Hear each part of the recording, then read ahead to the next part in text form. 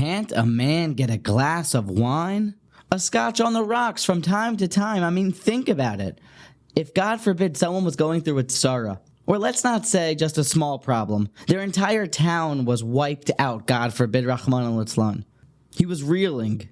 No. The whole neighborhood, all of humankind, how about increase it to the entire world was wiped out with a mabul, and you spent time crammed inside of the teva, taking care of animals, being broken and bruised. And when you emerge from the teva, you sit down to have a glass of wine. Yet in the 6th aliyah, the Torah calls Noach Vayochel. He became mundane. Ish ha'adama. He became a man of the ground. His status from Kadosh, from Tzaddik that we heard, Noach was a Tzaddik, now it was flipped to an Ish ha'adama. Because of this glass of wine, the Torah calls him mundane. He has been flipped from a Tzaddik, Tamim Haya B'Daraisav, to an Ish ha'adama.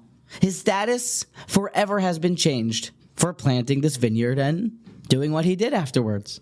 To make matters a whole lot worse, the pasuk is clear that it wasn't even what happened afterwards, what transpired afterwards, where Noach got drunk, that was the issue. It was the fact that he planted first the vineyard. Vayochel Noach ish ha'adama, vayita karem. The planting of the vineyard was the issue.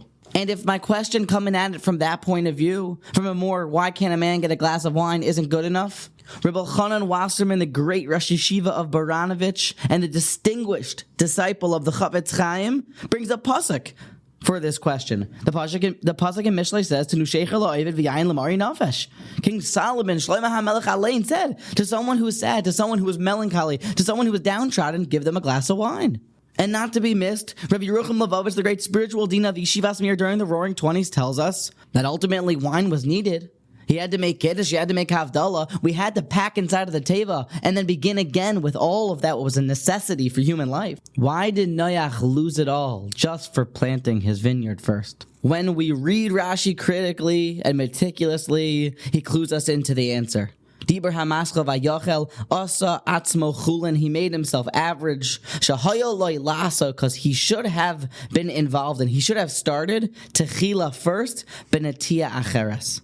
The problem was what he started with, what he did first. Wine and vineyards are not usser. It was not prohibited. It was permissible. But the first thing to plant, but starting the world over again and beginning with the vineyard, that's what changed Noach's legacy. The problem wasn't that he planted it, it was the order in which he planted it. He should have started maybe with bread or with apples, but definitely not first with wine. An improper order and with a disordered concatenation. We have here a limud gadol la'adam, a very valuable lesson. Things are permitted, things are mutter. But what we do first also matters. And I like to suggest a pshat that I think is rather obvious.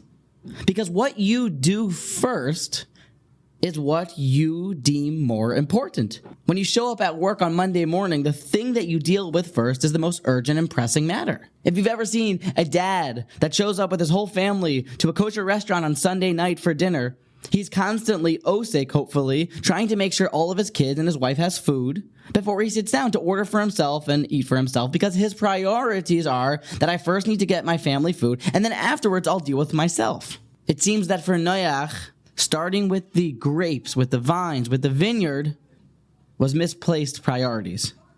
I was thinking where I can take a lesson for this in my own life, and I came up with two different ideas. When Shabbos is over, and it's been a beautiful Shabbos, and we've said Havdalah, often the first thing that I'll do is run to check my phone to see if anybody texted me, if anything happened that I had missed. And I noticed this, that other people do the same thing. And I even recall my brother mentioning something like this, that he once told me that straight back to the phone.